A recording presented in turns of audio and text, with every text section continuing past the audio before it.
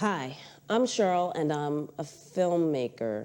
No, I'm not really a filmmaker, but I have a videotaping business with my friend Tamara, and I work at a video store, so I'm working on being a filmmaker. The problem is I don't know what I want to make a film on. I know it has to be about black women because our stories have never been told. So I've been renting movies. No, I haven't been renting movies, but I get movies from the video store that I work at, and I've taken all these films out from the 30s and 40s with black actresses in them, like Hattie McDaniel and Louise Beavers. And in these films, in some of the films, the black actresses aren't even listed in the credits, and I was just totally shocked by that. Hello friends, it's Loma here, otherwise known as Lomalicious, Lomita, or Momo. My grandson calls me Momo, and you can call me Momo too. So basically today is day 8 of my 28 movies in 28 days for Black History Month. And the movie today was The Watermelon Woman. It was produced in 1996 by Cheryl Dunye. I'm pretty sure that's how you pronounce her name. And it was the first time I watched it, and I've heard about it, and I have to tell you, this was great. It was a great independent film. I thought it was so funny.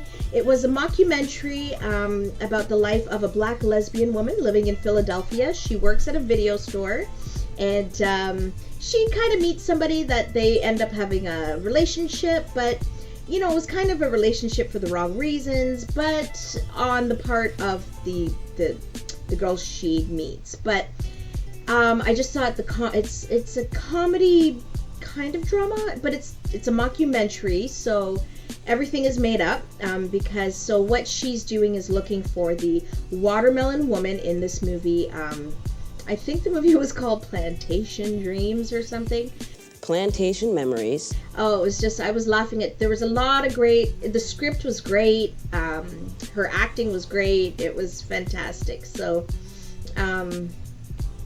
there is a history, so I'm gonna do a lot of research. I want to research a bit more into the menstrual, I was gonna say something else just now, but, the minstrel time where the thing is, there's different, you know, I mentioned it before, I touched on it about Jim Crow, and when you have the Uncle Tom and the mammy figure. So the watermelon woman here represents that mammy figure, and that the roles that black women usually would get in films would be that of a mammy, the comforting mammy to the girl. Just think of Gone with the Wind, the damsel, you know, the girl on the plantation, and you know, we got to get my mammy because mammy's gonna make me feel better, that comfort. So anyway, it's so interesting, and that's the figure we also see, you know, like Aunt Jemima, so all those things. But the thing is I want to look into that because there's a great scene in this movie. See, and if you don't know the past about black women in film and the stereotypes that we have and the way that black people have been portrayed in film and theater, you won't really get a lot of what they're saying. So the movie is about her with this relationship, and then with her friends. Oh, the friends are hilarious. And then the movie is really essentially she wants to find out who this actress is in this plantation movie, this black actress, and to find out a little bit more about her and to find out what it means to be a watermelon woman. I really am distressed with a lot of the tone of recent African-American scholarship.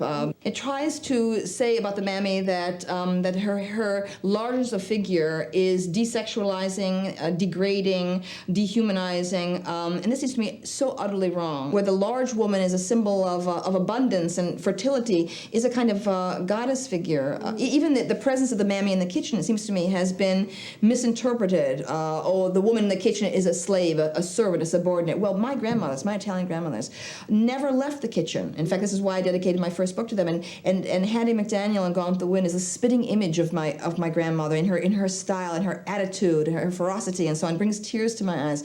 So she asks people on the street, "You know what a watermelon a watermelon woman is, and things like that. So it's really great. So one thing to know about the minstrel period. So I want to get into it. I want to research more. But one of the other, the way the stereotypes was the pickaninny. So I know I used to always say, you know, call my kids pickney, the pickney. But it actually comes from a racist term, pickaninny, where they would draw the character of black children with big, with always unkempt, like messy hair, just braids kind of sticking up all over the place, you know, the big mouth. And the reason the kids had a big mouth was because so that it could fit slices of watermelon in their mouth, and they would make the kids stupid running around and with this watermelon, you know, eating watermelon all day. I really dislike this kinds of reductionism of a picture, let's say, of a small black boy with a watermelon, him smiling broadly over it, looking at that as negative. Why is that not instead a symbol of joy and pleasure and fruitfulness? And after all, a piece of watermelon has the colors of the Italian flag, red, white, and green, so I'm biased to that extent. But I think that if the watermelon symbolizes African American culture, rightly so, because it would look what white middle-class feminism stands for, anorexia and bulimia. Well, yeah, so I'm going to research more because I really want to have another separate special episode about that and get into that further. But you know what? I highly recommend this movie. It was light, fun. The only thing is the SCX scene was a little too long for me. Plantation memories. I had great fun watching it, and I'm going to see, and she is a hoot. I would love to, if I could interview her one time. But, you know, we really need to hear these voices. We really need to promote, you know, our sister. I was watching an interview with her, and she had mentioned that it was a 20-year anniversary of the film a few years ago, and she wanted to remaster it. But she's like, nobody's gonna watch this film. Like, nobody's really knows about it. Nobody's gonna watch it. And so she got her and a couple of friends, or, you know, she was able to get a crew of people to get together and help her remaster it. And that's a nice thing to see and hear. But, you know, honestly, we really need to, I love independent films. They're my favorite. Well, other than documentaries. Anyway, that's about it today, folks. And have a good day. And, we will see you again tomorrow, day 9, and have a good evening. Take care and enjoy some watermelon if you can today. It's a great, great fruit.